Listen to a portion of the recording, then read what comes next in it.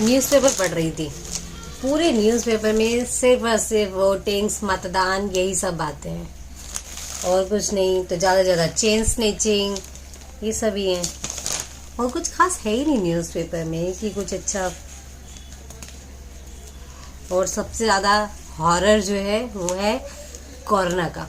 Omicron ने इतने patient double triple कर दिए हैं, मरीज जो है कंटिन्यूसली बढ़ते ही जा रहे हैं।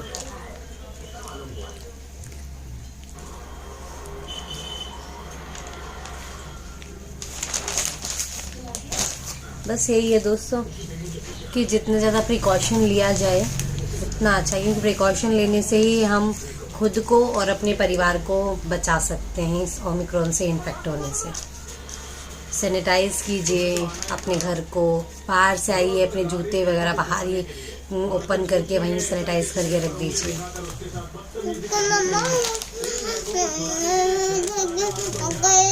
सच बताऊँ तो अब तो मुझे ना न्यूज़पेपर पढ़ने में डर लगता है, क्योंकि इसमें और कुछ नहीं, वही ओमिक्रॉन, कोविड, इन्हीं सब से रिलेटेड। और दूसरा ये मतदान, मतलब यही कि मतदान वगैरह करने जाएंगे उसमें और ज़्यादा भीड़ होगी, डर लगता है इन्फेक्शन, कहीं हमें इन्फेक्शन ना हो जाए या हम इन्फेक्शन अपने घर तक।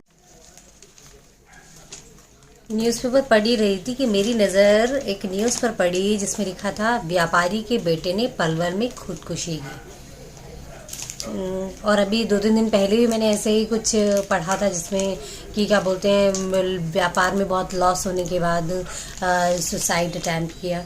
तो मैं यार ये सोच के ये लगता है कि क्या हो रहा है आजकल लोगों को, पूरी फैमिली के साथ मिलके सुसाइड अटैम्प्ट कर लेते हैं। कुछ नहीं तो आपस में हस्बैंड वाइफ में झगड़ा हुआ तो सुसाइड अटैम्प्ट कर लेते हैं, ठीक है। किसी ने कुछ कह दिया तो सुसाइड अटैम्प्ट कर लेते हैं। क्या हमारी लाइफ का जो डिसीज़न है हम इस तरीके से ले सकते हैं कि हम सिर्फ और सिर्फ अपनी फीलिंग, अपने बारे में सोचते हैं, या ये तो सोचें कि हमारे पेरेंट्स जो हमसे जुड़े हुए लोग हैं उन पर क्या बीतती है, हम उन्हें तो अकेला छोड़ जाते हैं। जो नहीं होना चाहिए। ये ज़िंदगी हमें हमारे लिए मिली है, किसी ने कुछ कह दिया आप उसका बुरा मान के अपनी पूरी लाइफ ख़त्म कर लेते हो, ये गलत है। सुसाइड अटैम्प्ट बिल्कुल नहीं करना चाहिए। और ये न्यूज़पेपर में इस तरह की खबरें देखती हूँ ना तो मुझे बड़ा अजीब लगता है कि ये लोग, मतलब इन्होंने अपने आप को कितने छोटे दायरे में कर रखा होता है कि किसी ने कुछ कह दिया तो इन्होंने सुसाइड अटैम्प्ट कर लिया। यार किसी ने कुछ कहा ना तो 4 बातें उसे सुनाओ, तुम क्यों सुसाइड अटैम्प्ट कर रहे हो? आप हमेशा खुश रहने की कोशिश करो, पॉजिटिव थॉट दिमाग में लाओ, क्योंकि देखो लाइफ में हर किसी की कुछ ना कुछ तो होता है जो प्रॉब्लम क्रिएट करता है, ठीक है। अभी हाल ही में मेरी एक दोस्त है जो बहुत परेशान चल रही है, वही सास बहू एंड ऑल दैट, इस टाइप का मैटर। और सच कहूँ तो हर किसी के लाइफ में ऐसा होता ही होता है, सास बहू के मैटर कहीं ना कहीं होते हैं, क्योंकि सास जो होती है वो ये भूल जाती है कि वो भी कभी बहू थी। वो अपने आप को हर जगह परफेक्ट दिखाती है कि बहू ने झाड़ू सही से नहीं लगाया, रोटी ठीक से नहीं बनाई, ये मसाला ज़्यादा कर दिया, ये कर दिया, वो कर दिया, इस टाइप से, ठीक है। और फिर जब बहू के सामने चीज़ें आती हैं कि मेरी सास ने ऐसा कहा तो उसे बुरा लगता है, दुखी होती है, बहुत सारी चीज़ें हो जाती हैं फैमिली के अंदर। और फिर सबसे ज़्यादा अकेलापन तब महसूस होता है उस बहू को जब पूरा उसका ससुराल के सब लोग, नंद देवर, सब उसके अगेंस्ट खड़े हो जाते हैं। बुरा तब लगता है क्योंकि कोई बहू या कोई लड़की इतनी बुरी नहीं होती कि वो ये सोच के आए अपने ससुराल में कि हाँ मैं अपने पति को अलग ले जाऊंगी या अलग रहूंगी, ऐसा कोई नहीं सोचती, ठीक है। लेकिन सिचुएशंस होती हैं वो ऐसा करवाती है। अगर सास ही बहू को प्यार से रखे, उसके साथ बेटी की तरह बिहेव करे, तो मुझे नहीं लगता कि कोई लड़की इतनी ख़राब होगी या इतनी बुरी होगी जो अपने परिवार से किसी को अलग करेगी या खुद अलग जाना चाहेगी यार। और फिर दूसरा, हम ये आत्महत्या अटेम्प्ट करने वालों पर बात कर रहे थे कि ये कई मैटर, वो भी उस दिन मुझसे यही कह रही मेरी दोस्त जो है कि क्या कहते हैं, मेरा मन करता है कभी कभी कि मैं सुसाइड कर लूँ। और मैंने उसको यही कहा, सुसाइड क्यों करना चाहती हूँ? उसने कहा कि मेरे साथ कोई नहीं है, कोई मेरा साथ नहीं दे रहा। तब मुझे यही लगा, मैंने उसे समझाया कि देखो अक्सर ज़िंदगी में ये चीज़ें होती हैं, ठीक है। लाइफ में अगर आपको नींबू मिले तो उसको निचोड़ के उसका शरबत बना लो, पर लेकिन दुखी मत हो। हर चीज़ ये सोचो कुछ ना कुछ अच्छे के लिए होती है। आज तुम्हारा साथ कोई नहीं दे रहा ना, तुम अकेले हो, तो यानी कि तुम फ्री हो, तुम वो करो जो तुम्हारा दिल करता है। अपने आप को आगे बढ़ाओ। तुम्हें इतनी सारी करियर अपॉर्चुनिटीज़ मिली हुई हैं, उनमें आगे बढ़ो, उन्हें अच्छे से फॉलो करो। लाइफ में जब तुम्हारे पास सब कुछ होगा ना, तो वो रिश्ते जो पीछे छूट रहे हैं ना, वो अपने आप दौड़ के आएंगे। इसलिए सबसे ज़रूरी है कि आप पॉजिटिव रहो, और पॉजिटिव रहना ही बहुत ज़रूरी चीज़ है। लाइफ है दोस्तों। और जैसे कि आप लोग जानते हैं कि क्या कहते हैं, हर इंसान का ना हर चीज़ को देखने का नज़रिया अलग अलग होता है। दो लोग हैं खिड़की पे खड़े हुए हैं, एक इंसान है वो उसे सामने पड़ा हुआ कीचड़ नज़र आ रहा है, और दूसरा वो इंसान है जिसे आसमान में जगमगाते तारे नज़र आ रहे हैं। तो ये हमारी सोच का ही तो फ़र्क है, तो और कुछ नहीं है। सिर्फ अपनी सोच बदलनी है। अपनी आसपास जो चीज़ें हैं पॉजिटिव चीज़ें रखिए। अपने शौक को ज़िंदा रखिए। सबसे पहले अपने शौक को अगर आप लोग अपने शौक को ज़िंदा रखेंगे ना दोस्तों, तो आप लोग कभी भी अपने आत्मविश्वास को मरने नहीं देंगे सबसे पहले, ठीक है। और आप खुद तो गिर कर उठेंगे, साथ में दूसरों को भी उठा सकते हैं। ऐसे ही कुछ दिन पहले दोस्तों मैंने एक खबर पढ़ी कि क्या बोलते, शादी के घर में चोरी। यार ये सोच के मैं पता है क्या सोच रही थी कि कैसे लोग होते हैं ये चोरियां करते हैं। पूरे परिवार ने कितने सपने सजाए होते हैं, और जाने कितने सालों की मेहनत होती है। माँ बाप ने धीरे धीरे जोड़ जोड़ के कि अपनी बेटी की शादी में हम खर्च करेंगे, उसके लिए ये है, ये सब गहने हैं, सब बहुत सारी चीज़ें होती हैं, और वो एकदम से सब कुछ लूट लिया। सोचो उन माँ बाप के दिल पर क्या बीतती होगी। क्योंकि मैं ये सोचती हूँ कि हमारे तो कुछ पैसे यदि चोरी हो जाते हैं तब हमें इतना झटका लगता है। दोस्तों इसी बात से एक बात शेयर करती हूँ मैं आपसे।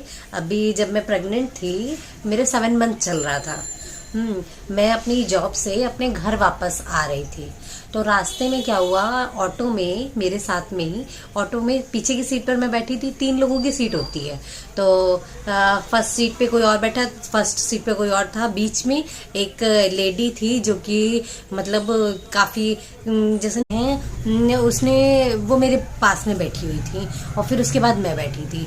वो क्या, उसने गोदी में छोटा बच्चा ले रखा था। वो बार बार मेरे ऊपर गिर रही थी, बार बार। और प्रेगनेंसी में तो पता ही है कि थोड़ा झटके वगैरह लगते हैं तो दिक्कत तो होती है। तो मैंने उसको बोला, मैंने कहा देखिए आप बार बार मेरे ऊपर इस तरीके से गिर रहे हैं, या तो बच्चे को चोट लग जाएगी या मुझे लग जाएगी, तो आप थोड़ा ठीक से बैठ जाइए। तो वो जो लेडी थी उन्होंने क्या कहते हैं ज़्यादा वो नहीं, और फिर दोबारा ऐसे ही उन्होंने क्या, वो मेरे ऊपर गिर रही, फिर से गिर रही, 2 3 4 बार। तो और ऑटो भी इस तरीके से चल रहा था कि जैसे कि क्या कहते हैं बहुत धचके ले लेके। अब दिक्कत तो हो रही, लेकिन अब क्या कहूँ, अकेली थी मैं उस समय। तो जब मैं मुझे जाना कहीं और था, लेकिन ऑटो वाले ने कहा मैडम हमारा ऑटो ना यहीं तक जाएगा, आप उतर जाइए, पैदल चले जाइए। तो मेरे को लगा कि जब ये ऑटो यहीं तक जाएगा तो मुझे उतरना ही पड़ेगा। फिर मैं उतर गई। उतरने का जब मैं अपने घर पहुंचती हूँ, मेरी बेटी जो है मुझसे कहती है मम्मा मुझे चॉकलेट लेना है। तो मैंने कहा चॉकलेट लेना है? मैंने कहा हाँ मम्मा मुझे चॉकलेट लेना है। तो मैंने कहा ठीक है मैं आपको चॉकलेट दिलाती हूँ। मैंने अपना पर्स देखा, जब मैंने अपना पर्स देखा तो क्या कहते हैं पर्स मेरे बैग में था ही नहीं। और पर्स बैग में नहीं था। मैंने पूरे बैग को अच्छी तरीके से खंगाला, इधर उधर सोफे पे, बेड पे, जाने कहाँ कहाँ, जहाँ भी मतलब मुझे लगा कि हो सकता है। तो मैंने बेटी से ही पूछा, मैंने कहा बेटा आपने मम्मा का पर्स रखा क्या कहीं, या आप खेल रहे थे? तो उसने कहा नहीं मम्मा। मैंने पूरे घर में इवन उसके टॉय के बॉक्स तक में देख लिया, पर मेरा पर्स नहीं मिला। फिर मुझे एहसास हुआ, मुझे याद आया कि ऐसे ऐसे करके वो बार बार मेरे ऊपर गिर रही थी। और मोबाइल ले लिया था। हाँ वो तो ये अच्छा है कि मेरा मोबाइल मेरे हाथ में था, उसने मेरे बैग से पर्स मेरा निकाल लिया। पर्स और फिर पर्स निकाल दिया। फिर मैं घर जब इसने मुझसे चॉकलेट के लिए बोला और मैंने ढूंढा, मुझे नहीं मिला, मैं बहुत रोई। फिर हम पुलिस स्टेशन गए हैं FIR दर्ज कराने के लिए। FIR दर्ज कराने, हमने एप्लीकेशन वगैरह लिख के देकर आई चौकी पे अपने यहाँ पे। और फिर उसके 1-1.5 महीने बाद मेरे पास फ़ोन आता है एक ऑटो वाले का। एकदम मेरा नाम लेके पूछता है कि मैडम आप वो बोल रही हो। मैंने कहा हाँ मैं वो बोल रही हूँ। तो उसने कहा मैडम आपका पर्स जो कि लाल रंग का है, क्लच टाइप में है, इसमें आपका आधार कार्ड है, एटीएम कार्ड है और आपकी ज़रूरी चीज़ें हैं कुछ, तो आप मुझे इस जगह मिल जाइए, मैं आपका पर्स लौटा दूंगा। ये मेरे ऑटो में पड़ा हुआ था पीछे की साइड।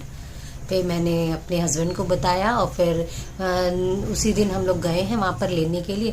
तब जब हम पर्स मिला तो उसमें Aadhaar card, PAN card, ATM card, वो तो अच्छा था कि एटीएम कार्ड उसी दिन बंद करा दिया था। तो दोस्तों बस ये था, और उसमें मेरे कुछ कैश पड़ा हुआ था। बस ये था कि हाँ उस दिन फर्स्ट टाइम ऐसा हुआ था कि मेरा पर्स चोरी हुआ और मुझे बहुत झटका लगा।